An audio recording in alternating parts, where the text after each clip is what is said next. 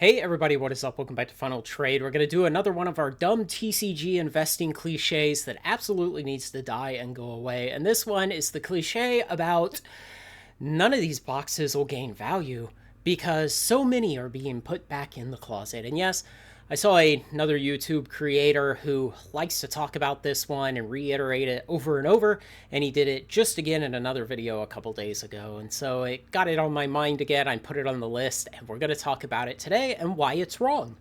Now, I can understand that if you are predisposed to not like the idea of TCG investing, if you think the investors are terrible and somehow they drive the prices up or something, or they're impure because they're here to primarily make money and not play with the game pieces, then you may be vulnerable to believing this kind of argument.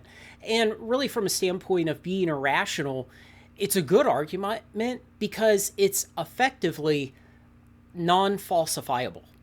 And so we cannot practically go into every closet in the world and take a census of all the sealed boxes that have been put back and be able to say, yes, there are too many. There are too many in the closets, and so the prices will never rise. Or the prices will not rise like they have for older Pokemon.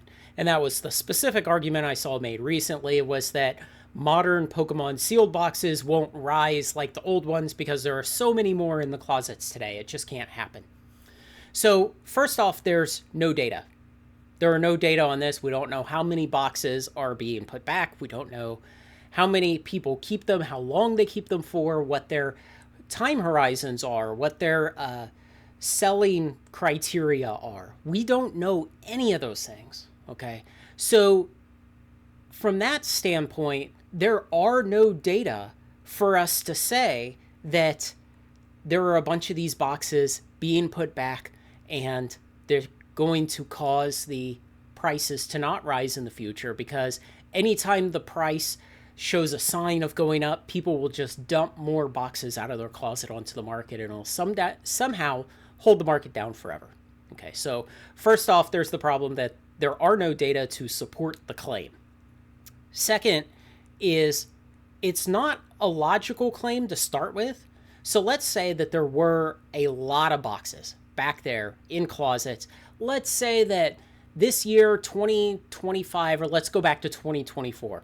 Let's say in 2024, 100 times as many sealed boxes were put back in closets as there were in 2013, okay? Old Pokemon stuff that we've looked at that's appreciated just amazingly over time from 2013. And let's say 100 times as many boxes were put back in 2024 of the modern sets compared to then. They will still run out. Now, it will take a lot longer for them to run out, and we would expect if we could somehow omnisciently know that it was 100 times as many boxes, yeah, we would expect it to take a lot longer to run out, okay? But there are no data to tell us that this is happening. And people can say, but look at all the Poketubers and the Invest Bros and all the rest of it. Look at all of them. Between them all, it must just be tons of boxes. Okay, yeah, maybe. Maybe there's more people buying Pokemon today also, buying it to feverishly rip it open. That's probably true too. I would bet there are more people putting it back in closets today, and there are also more people who are desiring to rip Pokemon today than there were 12 years ago, and in the future there will be even more people desiring to rip Pokemon than there are today. But how can we put any data to that? Well, the nice thing is the market will tell us the truth. On the long timeline, markets are weighing machines, and they can't lie on the long timeline. On very short timelines, they can be subject to emotional swings, occasionally even manipulation, though I think most people underestimate how difficult it is to manipulate a market. But on the long timeline, markets can't lie, because the amount of money it takes to continuously manipulate a market over a long timeline becomes way too high. And so are there any data in the market we can look at that will inform us about whether this claim that there are too many modern boxes and they can never go up in price because of it, could be true or could be false. In fact, there is. We can test this directly. Let's go do that. Let's go to TCG Player and we'll look at some modern Pokemon boxes. We'll start with Fusion Strike. Now, I've zoomed the price plot back 1 year, and 1 year ago, Fusion Strike on TCG Player was $146 market price, and today it is $487 market price. It has more than tripled in the last year. In 12 months, this modern Pokemon product sealed box has tripled in price. And remember, there was a day in late 21 and a lot of 2022 when this was printed to oblivion. When even I would have said, yeah, it's printed to oblivion, of course. But printed to oblivion does not last forever. And we see it's tripled in price in the last year. Is it still printed to oblivion? No. No one would say that today.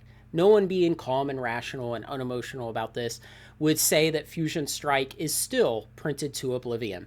What they would say is that the demand for this product from people who want to either display it, collect it, or rip it open far exceeds the supply of it from people who put it back in their closets.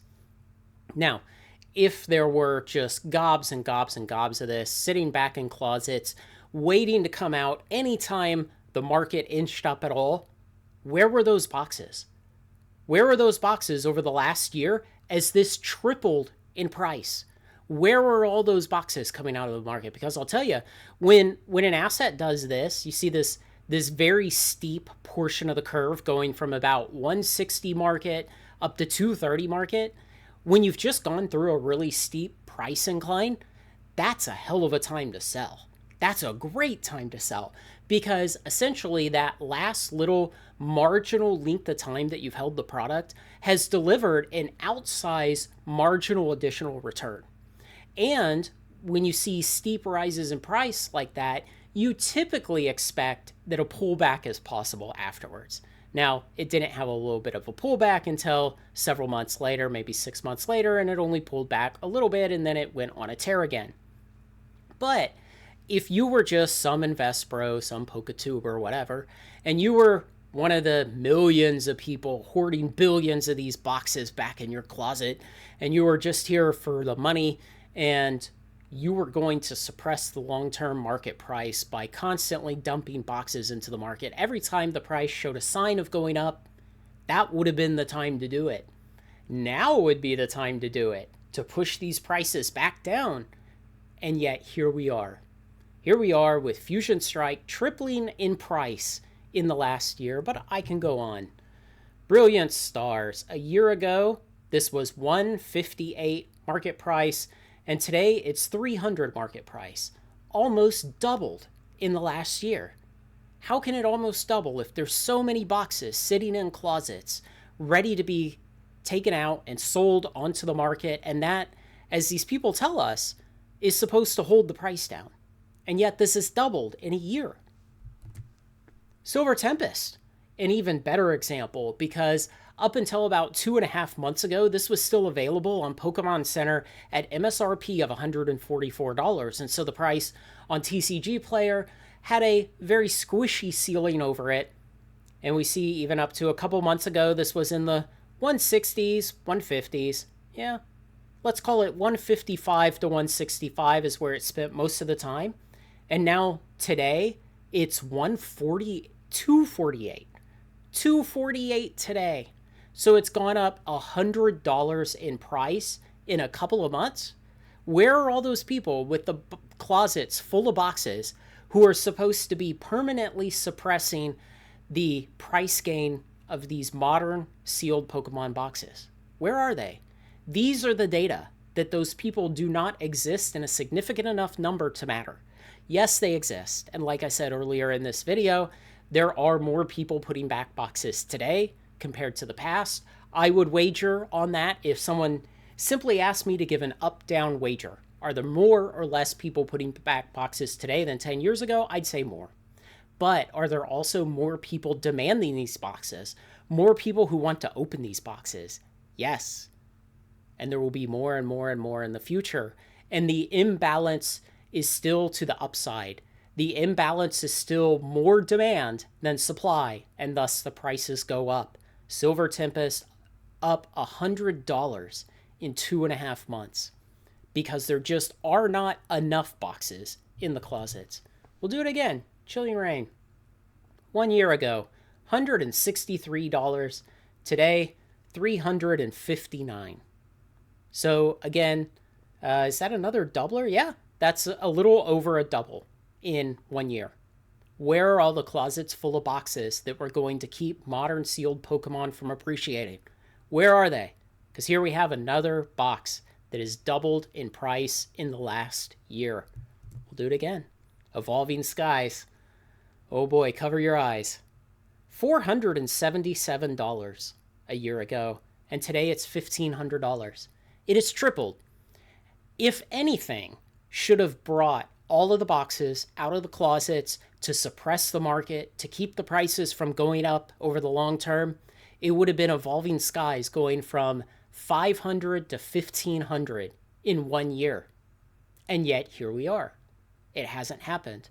There are not enough boxes coming out of closets. There certainly are some, but there are not enough compared to the increased demand over time. And so the people who will tell you that, well, there's just too many boxes being put back in closets, so modern Pokemon, modern Magic, all the rest of it can't appreciate over time. This isn't like the old days. There's no organic collectability and all of that nonsense. Here are the proof right in front of your eyes that they are wrong. That in the last year, this box tripled. It went up $1,000. And where were all the people with closets full of this selling them to keep the price from rising?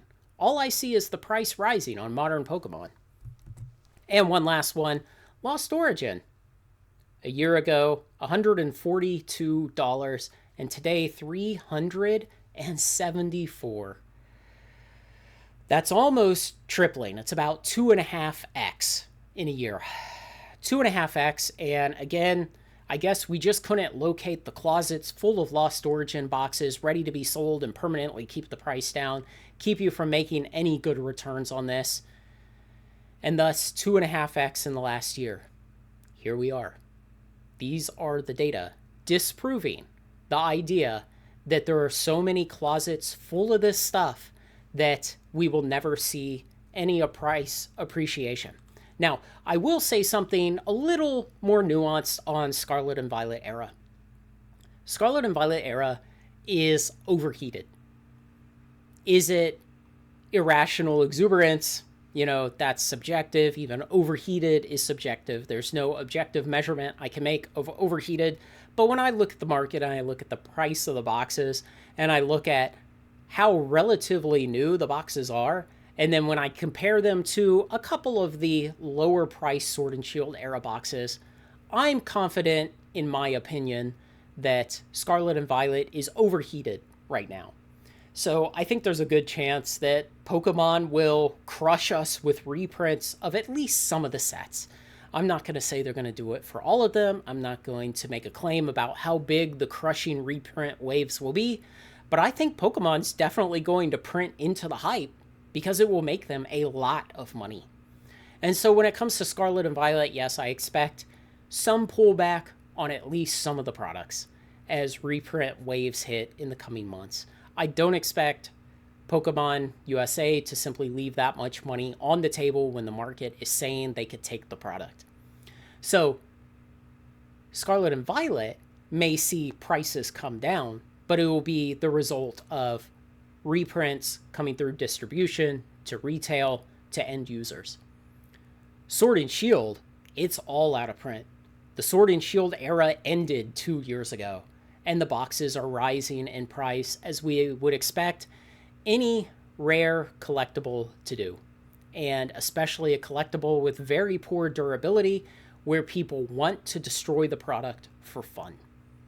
And so we're seeing what we absolutely expect to see, and what we're seeing is anyone making the claims that, oh, there's so many of these boxes and closets, they'll all just come out, they'll crush the market, they'll keep it from rising, you won't see the kind of gains you did in the past. We can see from the data today that those people are wrong.